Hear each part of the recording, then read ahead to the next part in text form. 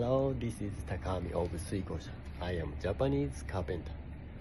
To everyone who spent this year in your own ways while working with wood and spending time with it.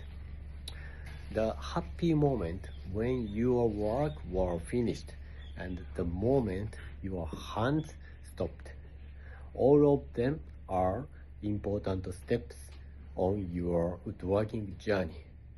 Next year, let's make it a year full of excitement, enjoying new ideas and new challenges together.